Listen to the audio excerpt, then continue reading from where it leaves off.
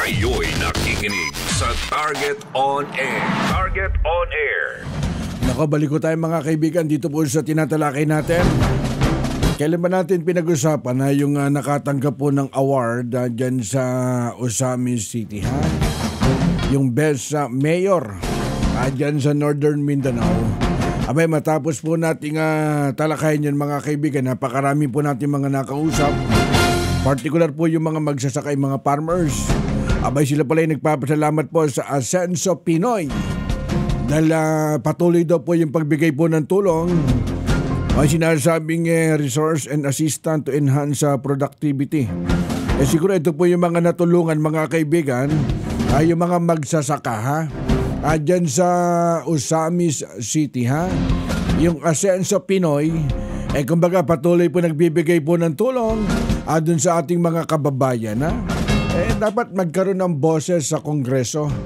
Yung Asenso Pinoy. Napakaganda po ng content po niyan, mga kaibigan.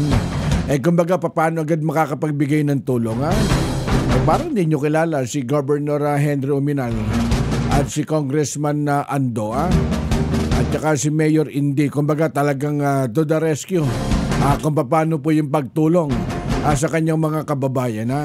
Kaya ang plano po dyan, mga kaibigan, kumbaga ilalatag po yan Luzon, Visayas, Mindanao, at gagawa po yan ng mga bawat community para ilapit yung mga basic assistant, yung mga tulong, mga medical assistant, financial assistant.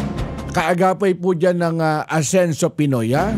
At isa po tayo sa magiging instrumento para po pag-usapan dito sa programa natin, ha? Ano bang marginalized? Anong sektor po niyan? Yung Asenso Pinoy, napakasimple lang. Kumbaga tumulong sa ating mga kababayan, ha? Number one, dun po sa mga magsasaka. Yung mga farmers na hindi po ganong inaabot po ng tulong po ng national government, na andyan ng Asenso Pinoy. At mamaya balikan po natin ang tawag, ha? Ang hanay ng Philippine National Police dyan sa Region 11, dyan po sa Davao. Yung nangyayari pa rin pong kaguluhan, ha? At nagsalita na po dyan ang tanggapan ng DILG sa Secretary Benhur Abalos. Kayo'y nakikinig sa Target on Air. Target on Air.